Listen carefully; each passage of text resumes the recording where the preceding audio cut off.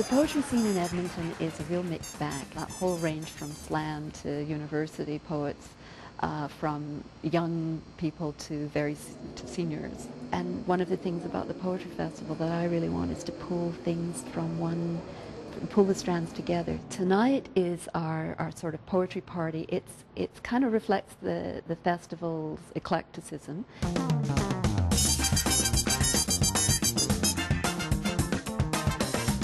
Round as the turned glass of a vodka bottle, tresses of cloud hair.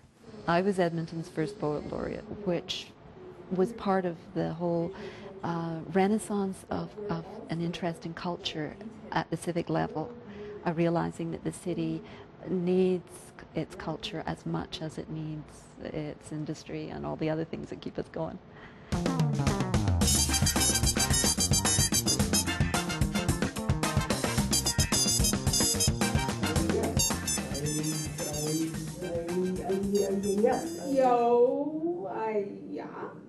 Well, sound poetry is kind of out there on the edges. It's where you take words and break them down just into their component sounds and play with that. It's got a fairly rich tradition in the 20th century as far as being developed into a bona fide form of poetry.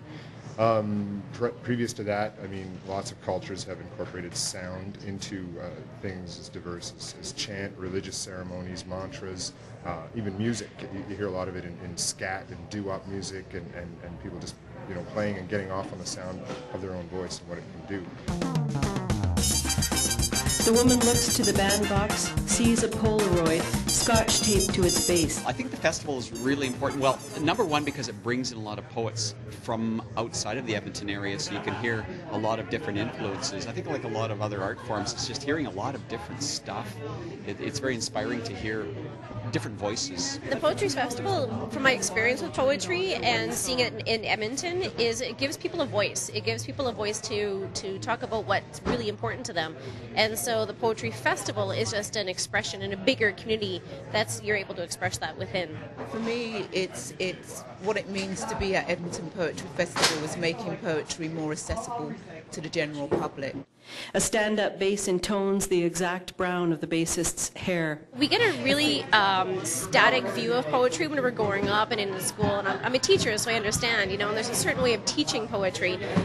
But having exposure to all the different styles of poetry, that I think my best advice would just, if you have poetry in you, just to do it. A first street man in lipstick on the poured concrete. You know what I love about poetry is it's the most democratic of art forms. You do not need special equipment. You don't even need an electrical outlet. You don't need permission.